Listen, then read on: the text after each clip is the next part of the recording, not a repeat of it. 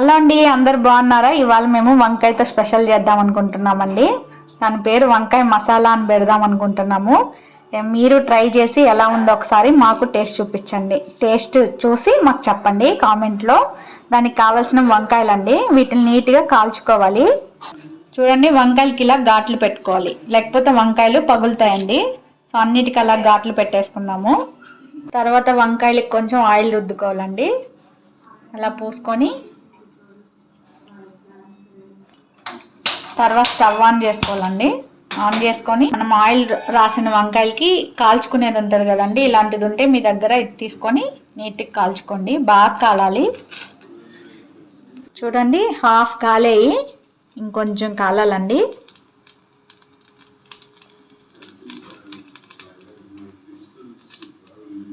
మేమేదో మా అవ్వ అయితే చూస్తుందండి, మేమేదో వింత వంటకం చేస్తాం. చూడండి, ఇలా నీట్గా కాల్చేసుకున్నామండి. కాల్చుకున్న తర్వాత తొక్కు తీసుకోవాలి. ఇప్పుడు దానికి నీట్గా తోలు తీసేసేయాలండి. ఇలా నిదానంగా తోలు తీసుకోవాలి. వంకాయకి మాత్రం ఘాట్లు ఖచ్చితంగా పెట్టండి, లేకపోతే పేలుతాయి. వంకాయకి ఘాట్లు పెట్టి నీట్గా కాల్చుకొని ఇలా తొక్కు తీసేసుకోవాలి. మొత్తం వంకాయలన్నీ ఇలా తోలు చేసుకోవాలండి నీట్గా. తర్వాత ప్రాసెస్లోకి వెళ్దాము. దీనిలోకి ఇప్పుడు మసాలా ప్రిపేర్ చేసుకుందామండి. ఒక 3 టేబుల్ స్పూన్స్ శనగపిండి, 1 స్పూన్, 2 స్పూన్స్, 3 స్పూన్స్ అండి. ఉప్పు రుచికి సరిపడినంత మీరు వేసుకోండి. మేము ఒక హాఫ్ స్పూన్ వేసుకుంటున్నాము.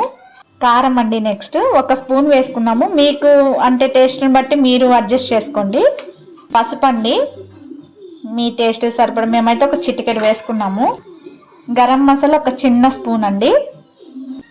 ఆయిల్ కొంచెం వేసుకోండి, కలుపుకోవాలి.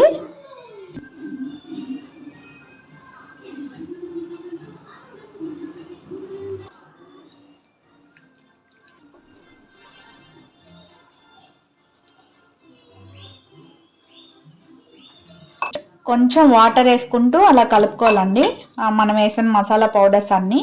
తర్వాత వంకాయకి అప్లై చేయాలి.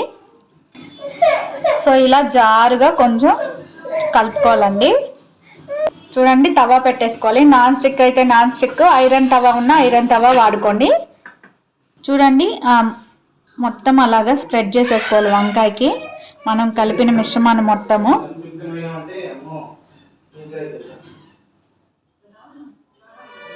ఆయిల్ స్ప్రెడ్ చేసుకోండి పెనం మొత్తము.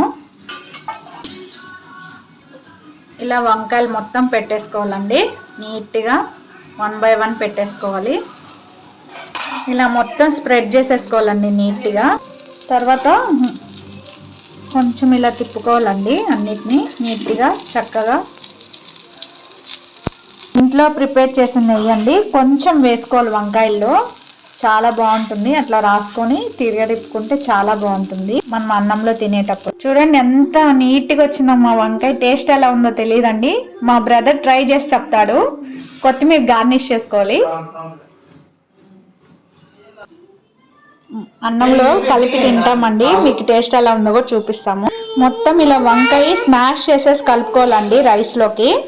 చూడండి, ఇలా నీట్గా వంకాయ స్మాష్ చేసుకొని తినాలండి. ఇప్పుడు ఏం చెప్పాలి డైలాగ్? రాహుల్, మా కర్రీ ఒకసారి టేస్ట్ చూసి చెప్తున్నానా? ఫస్ట్ టైం టేస్ట్ చేస్తున్నా. ఏముద్దు అందరికి.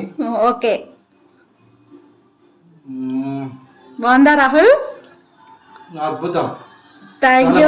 మీ ఇంట్లో ప్రతి ఒక్కరు ట్రై చేయండి, చాలా అద్భుతంగా వచ్చింది. It's my favourite now from now.